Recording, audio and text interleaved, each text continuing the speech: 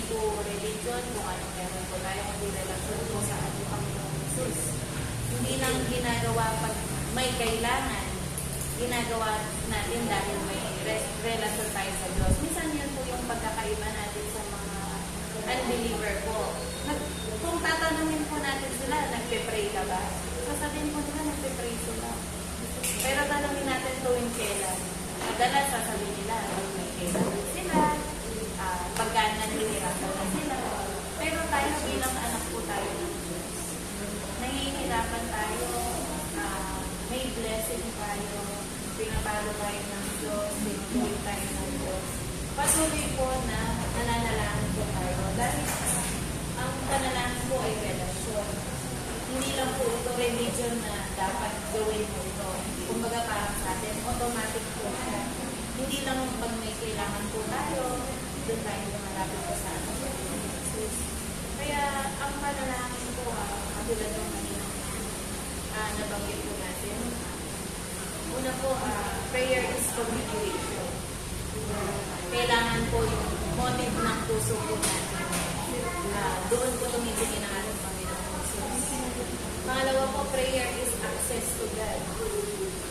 May direct access po tayo sa Diyos sa pamamagitan po ng ating Panginoon Jesus. At pangatlo po, prayer is relationship, not religion. Relasyon po ito, hindi lang po tuwing may kailangan po tayo, doon po tayo lalapit sa Diyos. Kailangan po natin po, kumbaga parang automatic sa atin na ginagawa natin ang bagay na ito dahil meron po tayong relasyon po sa ating Panginoong Jesus. Meron ba sa atin na sa isang araw nakakalimutan natin na manalangin? Wala naman po siguro, no? Minsan nga, pag-gising lang natin sa umaga, nananalangin na po tayo. Katulad kanina sa mga bata, tinanong ko rin sila kung sino nagpe-pray sa kanila. Nagtaas sila lahat ng kamay. Sabi nila, bago matulog, bago kumain, tuwing gabi. Mga bata lang po sila, pero alam po nila yun. Ako din po personal sa mga anak ko. Minsan natutuwa ko kahit na hindi namin sabihin, nakakapag-pray sila bago kumain. Doon minsan nalilimutan nila, pero meron times na kahit hindi na namin sabihin, gusto namin manalangin ko sila. Ano ba yung naglaan tayo ng ilang minuto lang tayo. Kung naalala niyo po si Hannah, dahil wala siyang anak, si Hannah sa Samuel, wala pa siyang anak, pero talagang gusto niya magkaroon ng anak. Pinagkamalan pa siyang lasing ni Eli nung kahit sa ano. Dahil nananalangin siya, walang sama, pero gumagalaw po yung kanyang mga bibig. Pero yung puso talaga, yung nakikita mo yung panalangin niya, gustong-gusto niya yung makamit yung magkaroon ng anak. Kaya sa ating pananalangin, tumutugon po ang Diyos. Yun po ang sinabi ng Diyos sa Jeremiah kanina. Kaya dito po sa ating pagwawakas po sa Philippians 4:6. Philippians 4:6. Doon, lesson 1 pa lang po tayo ngayon. Dahil 4 na lesson po ito, every week po ay magkakaroon po tayo ng lesson. Philippians 4:6. Ito po tayo nakakaroon. Basahin mo po ni Sister Leng. Huwag kayong mabalisa tungkol sa anumang bagay.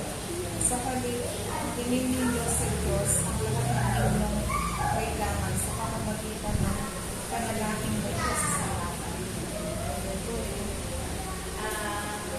Bilang isang ano po nanay sa atin, no?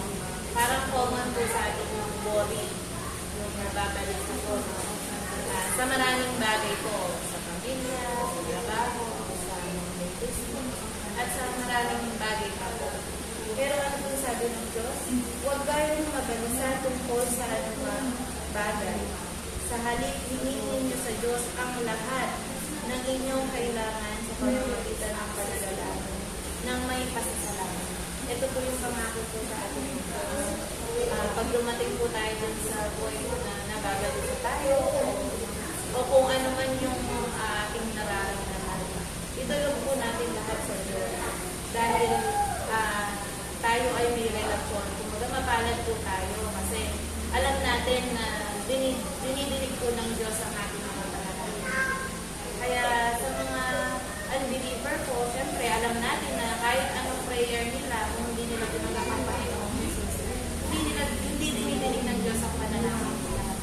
Kaya tayo, mapalad po tayo na nakakilala sa ating Panginoong Jesus. Kaya yun po sa ating pag-aaral po, sa lesson 1 pa lang po tayo. What is prayer? Katulad ng Panginoong natin. I-review ko lang po ng konti sa prayer po.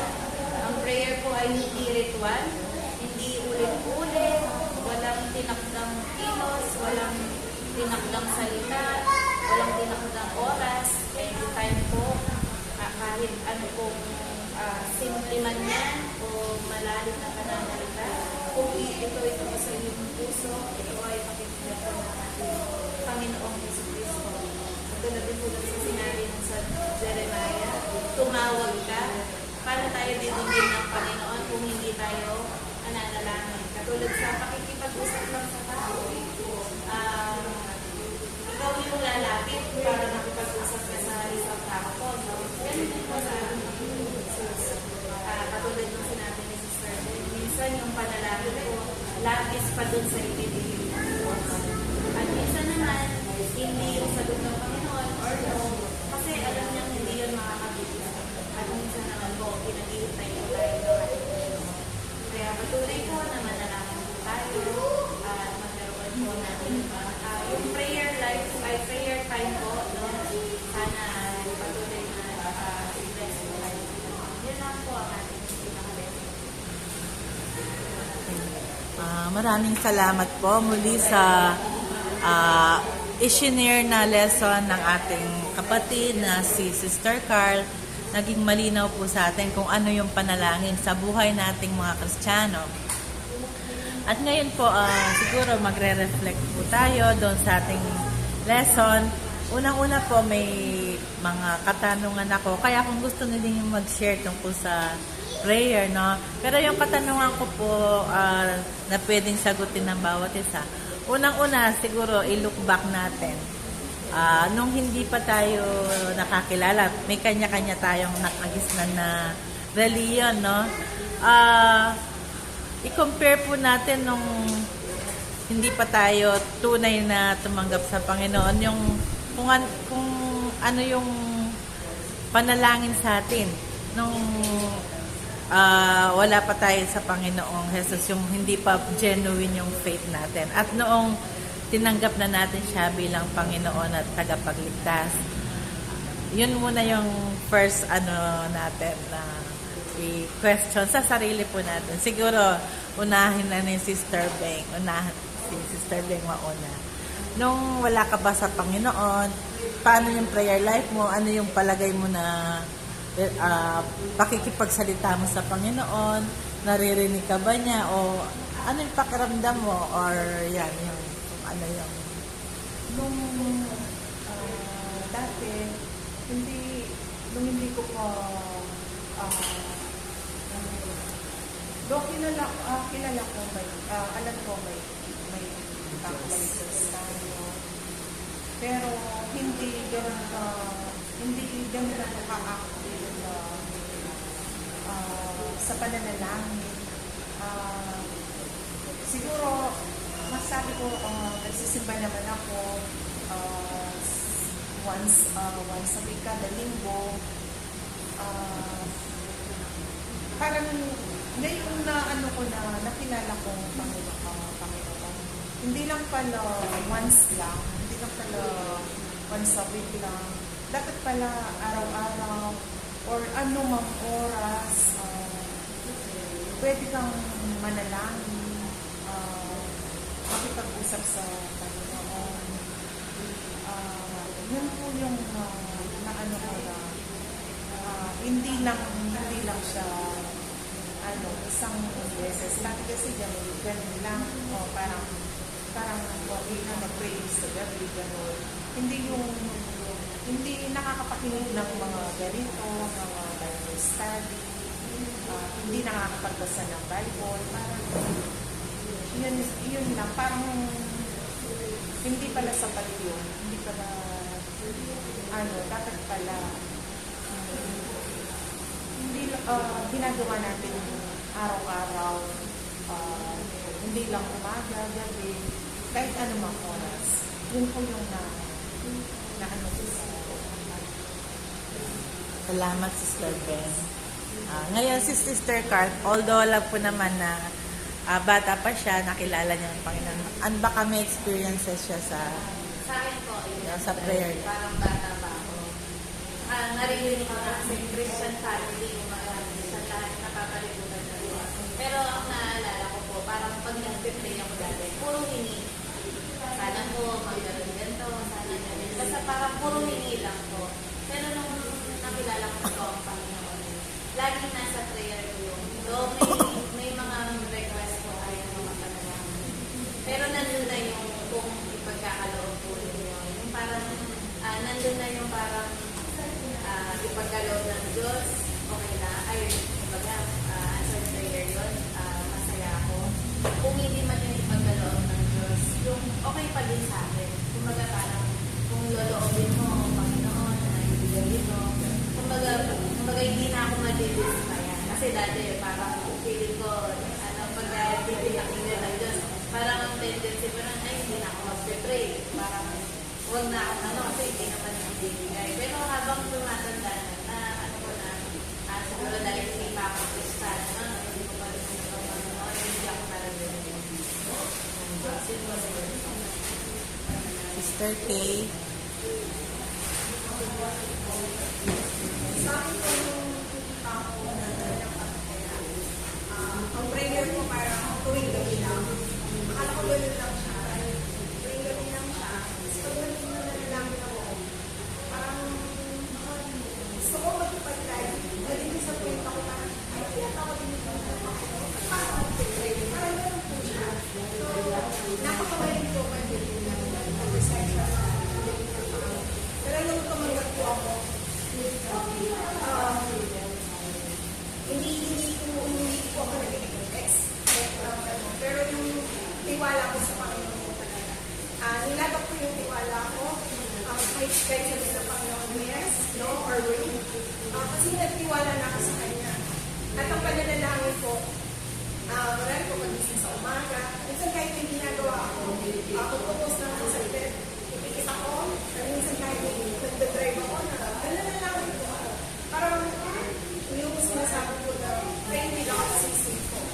So, sa buhay ko siya, po napakasarap po na pakiramdam na every time, every day may access ko sa Panginoon. Through prayers. Salamat, Sister Kay. Ngayon, si Sister Licha.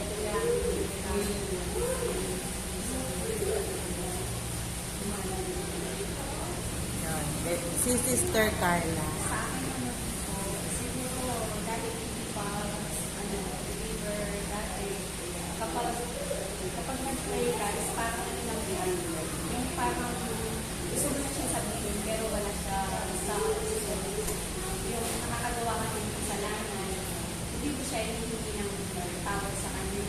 Lagi lang yun nga, pag nag-pray ka, gusto mo yung role ng hihinitan, yung gano'n, pero yung pag hindi na papatawaran sa mga nagagawa natin sa kasalanan, hindi mo siya nakakamagin.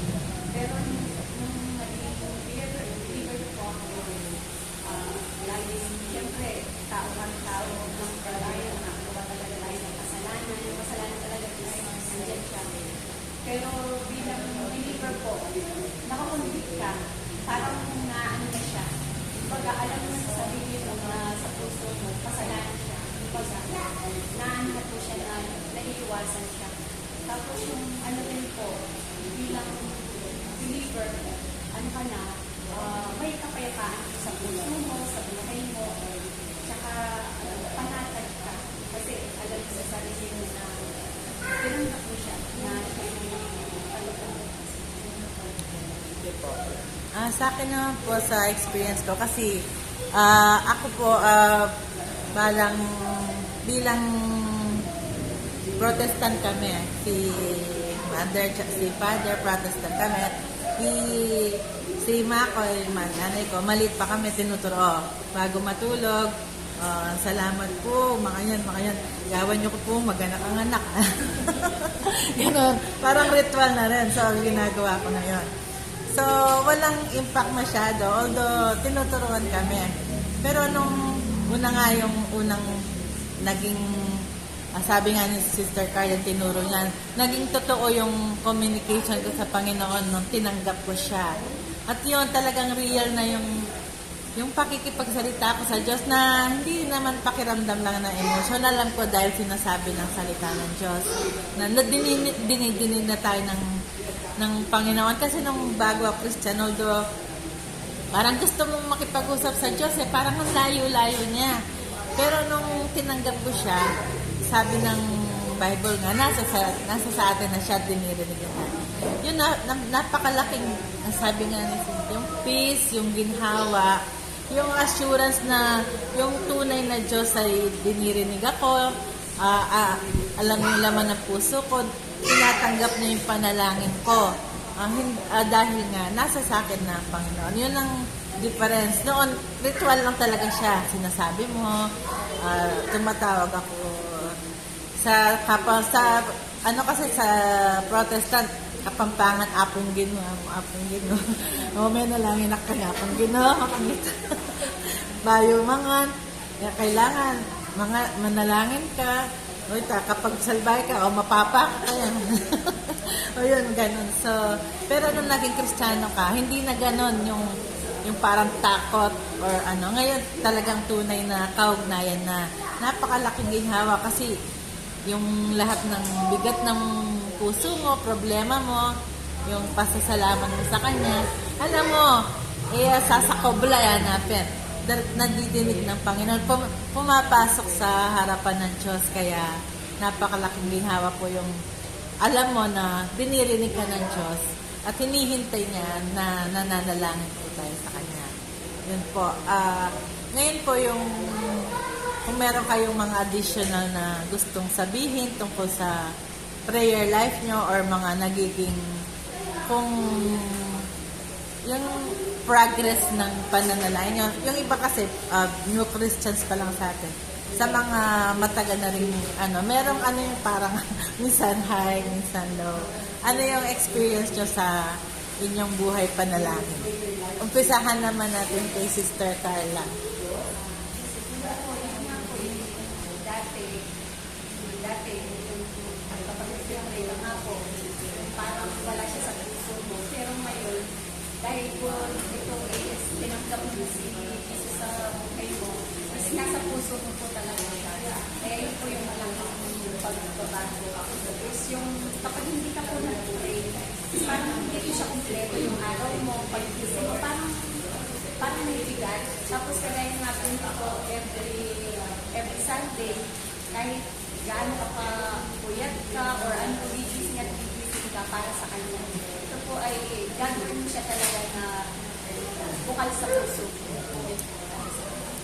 Sister Licha, paano nag-progress yung buhay ng pananalangin mo? Siyempre, hindi naman tayo perfecto pa. Ano yung parang na-develop ba siya or yung kumbaga yung progreso ng buhay pananalangin sa Panginoon?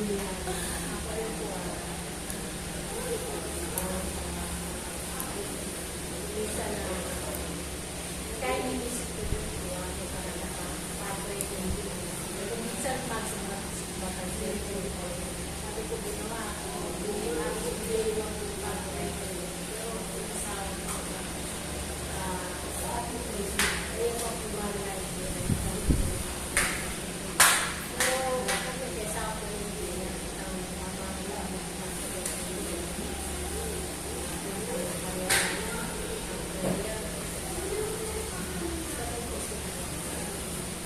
Sister Kay.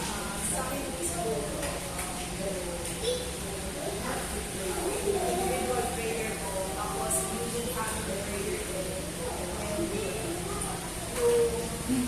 yung level po, dahil po pag nalalakad namin, yung pag nalalakad daw ako, position press mo na daily na Panginoon manalangin mo. And siguro, yung manalangin din, yun nga, palalian na po siya. Kasi yun po na yun, before nakain, gano'n, ulo, pag-iisip. Pero ngayon hindi po talaga eh. Lahat ng magiging decision mo sa araw na to, or sa bukas, or sa mga susunod na araw, parang pinagkakatiwala mo siya, dinutulog mo na siya sa palalangin. Sa decision making napakabigat. Kaya parang ang hirap kapag ikaw lang mag-decide on your own, pero ngayon hindi na. Parang pagpapaalam ko siya sa Panginoon, ito ba yung sagot mo? Tama ko ba to? O mali? Parang gano'n. O yun ang nagiging prayer life namin sa mga nagiging decision ko. Lalo sa mga boy namin, sa family ko. Kapag nagsabi ko na rin yung suggestion sa brother Christian, agad na po sinasabi ko. Ipanalangin muna natin. At hintayin natin ang tugon ng Panginoon. Kasi mahirap kapag sa amin dapat pinili yun. Pero sa Panginoon, kahit ang sagot niya hindi, ano yun, masarap sa pakiramdam na tinugon pa rin kami ng Panginoon. Kasi alam niya na mas yung plano niya, mas maganda kaysa sa mga plano. Thank you.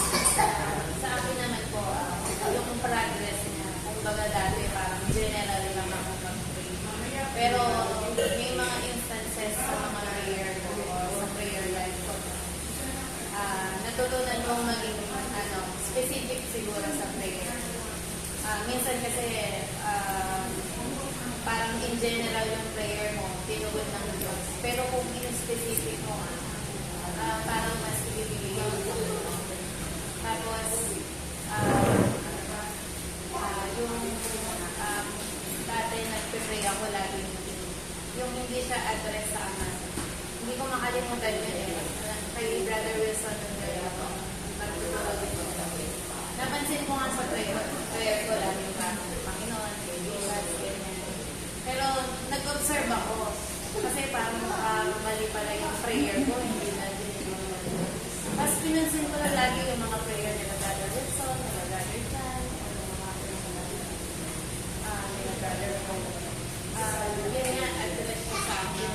Kaya simula nun, though parang minsan nagiging ritual na siya sa mga words ba. Kaya simula nun yung pag-address sa amin sa prayer, kaya nagpaaman namin makapag-pray. Yun, parang inad ko kumbaga inad ko yun yung lagi kong iniisip yun na dapat pag nag-pray ako, address ko sa amin. Kaya yun siguro yung specific na prayer. Tapos, yung parang hindi na ipagpapabukas. Minsan kasi pag malayo pa yung tulungan. Saka yung isa pa yung dati, pag alam kong imposible, hindi ko na pinag-pray. Yung parang imposible pa naman na magkaroon kami ng ganyan. Yung parang sa tingin ko sa sarili natin, hindi namin kaya. Kaya ang ending, hindi ko na po pinag-pray talaga. Parang ganun po ako dati. Ganun yung mindset ko po. Pero sabi ko nga, wala namang imposible sa Diyos. Hindi man ngayon, malay natin sa mga ibang araw. Kaya, yun, ini-include ko na siya sa prayer. Pero pinagkakatiwala ko lang sa Panginoon kung meron na ibibigay, kung ibibigay na ba o hindi. Pero, yun yan, sinasama ko na siya sa prayer. Hindi ko na binabali na lang. Ano po siguro? Ako rin, dahil nung sinabi ni Sister Carl, ang anak ko pa po nagturo sa akin na ang pananayanan ko yan sa ang pera sa hindi yung nung lisan ko sa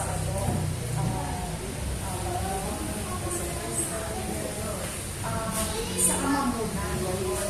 Tinuruan ka talaga ang anak. Yun ang na ano ko ngayon, ginagawa ko na ngayon. Tapos lahat ng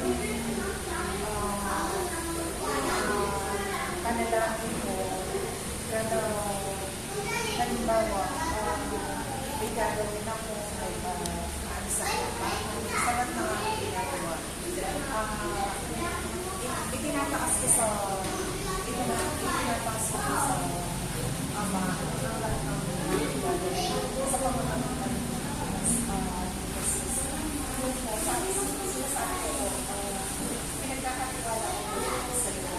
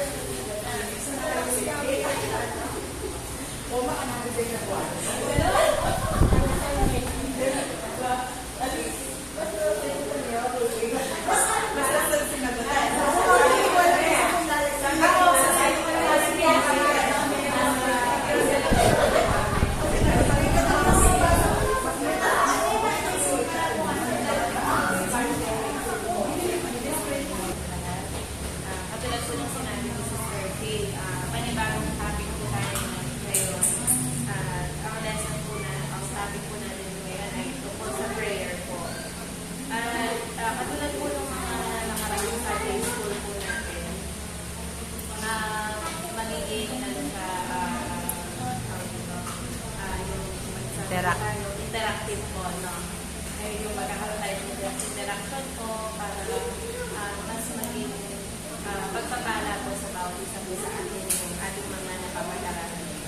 Siguro po, prayer, yun po yung ating pinaka-topic. Sa ating sariling pananaw po, para sa iyo, ano po yung prayer? Prayer po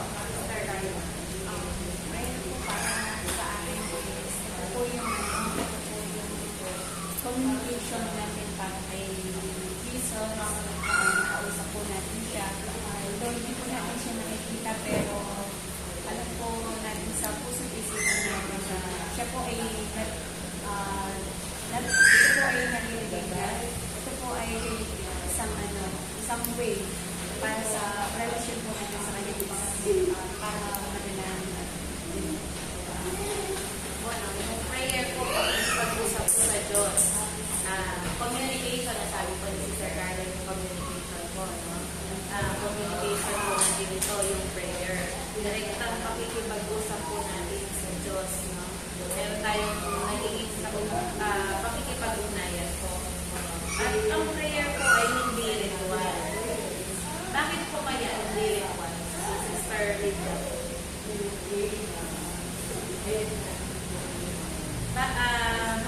Bakit po nasabi natin na ang prayer ay hindi ritual? Ano po ba yung ritual? Ang ritual po ay yung bakit po ay dala-dala, ulit-ulit.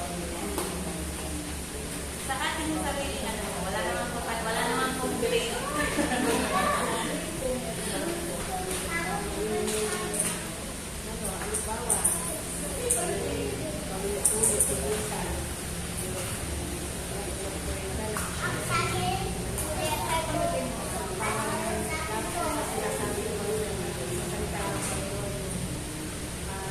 Ulit-ulit, parang nawawala yung Sige po. Ang prayer po ay hindi ritual. Ang ritual po kasi yung ulit-ulit na dasal. Minsan meron pang oras po yan. Yung may nakatakdang oras, may nakatakdang salita na po para doon. Usually po yung mga ginagamit sa school. Actually, yung mga anak ko, nagugulat po ako na yung prayer sa school. Doon kami po, as parent nila, sinasabihan din po namin sila na huwag nang gumaya po, gano'n. Dahil ang prayer po, hindi po ito ritual. Ito po ay personal na pakikipag-ugnayan po natin sa Diyos. Magbukas po tayo dito po sa Jeremiah 33 verse 3. Jeremiah po sa Tagalog.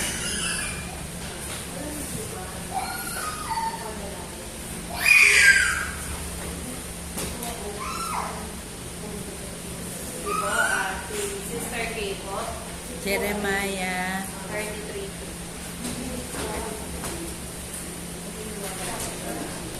Jeremiah 33 verse 3. Si Sister Kay po. Jeremiah 23. Malait kasi. 33. Ito po sa Tagalog. Tumawag ka sa akin at ako'y sasagot sa iyo. At ako'y magpapakita sa iyo ng mga dakilang bagay at mahihirap na hindi mo nangalalaman. Sige po, kay Sister Kay, bago natin po si Sister Catlea po, meron ka namang panalangin na sinagot ng Panginoon? Ano yun? Or baka kahit short lang siya. Actually,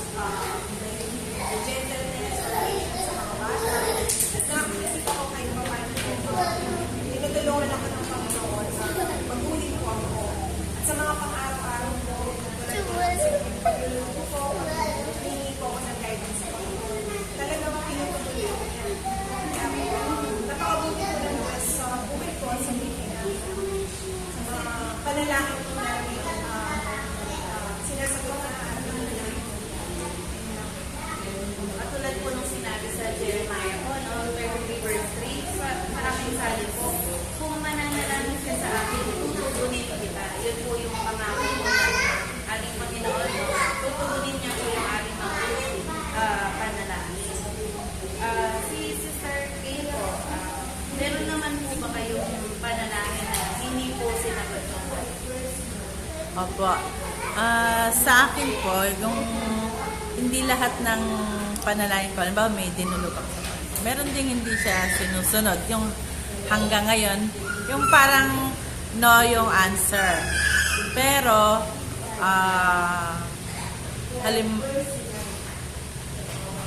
halimbawa po yung sa pamilya, yung mga pinagpe-pray ko na makasama ko sa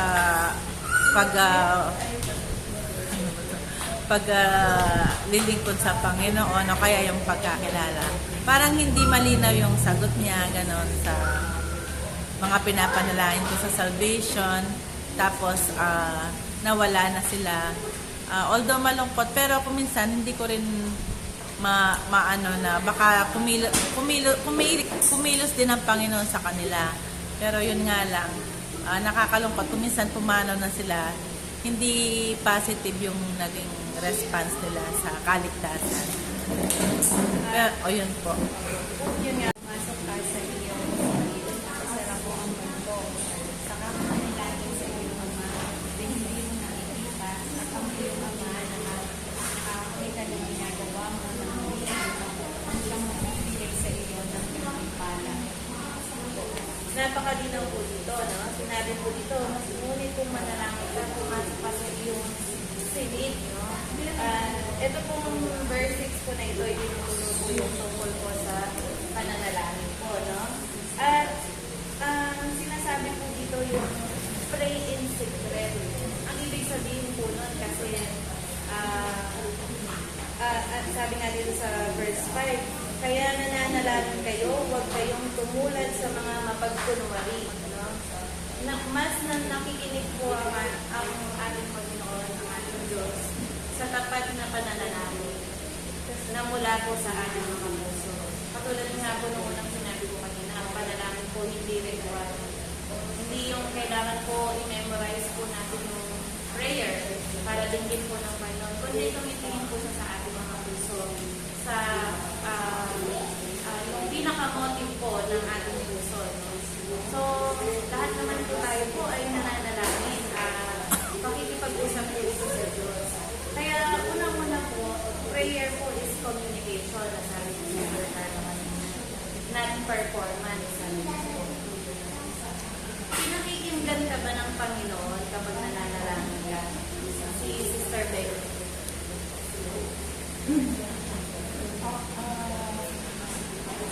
Iyong palagay. Binibigay naman niya yung mga pinapanalangin ko. Labis pa. Yung kahit hindi kahit hindi ako nakakasunod sa mga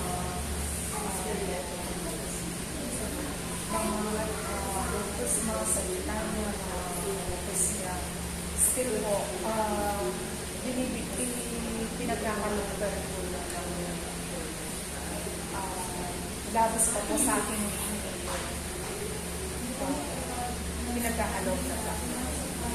Sige po, basahin po natin yung Jeremiah 29 verse 13. Sister Ninja po. Jeremiah 29 verse 13.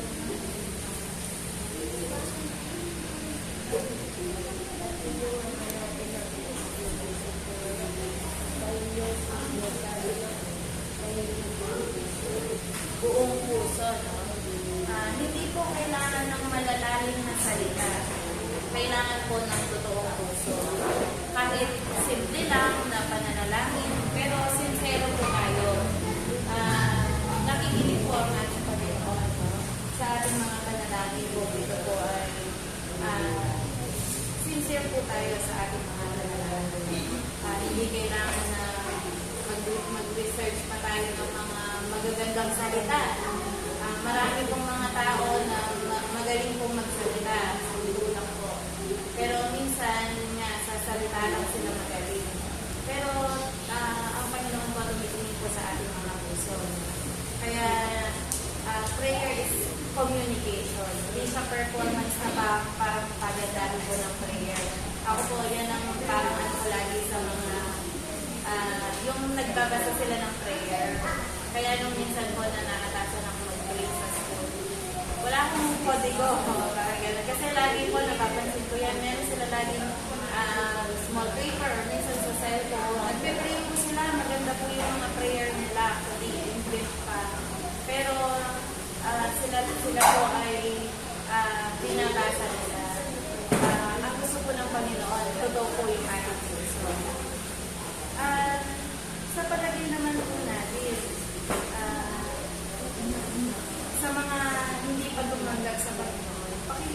kaya sila?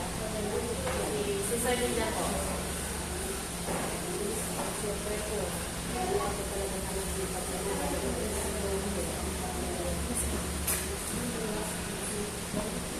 Sige po, opo, no? Alam niyo po ba, isa lang pong panalangin ang dinidinig ng Panginoon sa mga unbeliever. Ano po kaya yun? Panalangin po ng pagtanggap. Sa isang unbeliever po, isa lang ang dinidinig ng Diyos na panalangin. Prayer of acceptance. Kapag naman po, tinanggap mo ang ating Panginoon Jesus ng Diyos at sa Diyos tayo pagkikas, lahat po ng prayer po ng mga anak ng Diyos ay dinidinig po ng ating Panginoon Jesus. Dahil ito po yung access natin sa Diyos. Ito po yung pangalawang point natin. Prayer is access to God. Through Jesus, sa pamamagitan po ng ating Panginoong Jesus, may direct access po tayo sa Diyos. Hindi na po natin kailangan ng middleman. Wala na pong middleman. Hindi katulad po sa ibang mga religion, meron pa silang mga iba-ibang tinatawag kung saan-saan pa sila nananalangin. Tayo po hindi. Direct pa po sa ating Diyos sa pamamagitan ng ating Panginoong Jesus.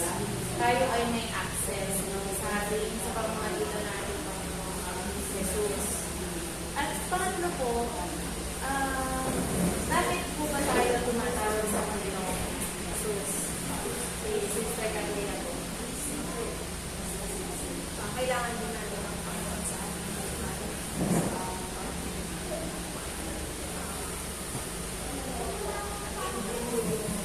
relationship natin sa Pagsunod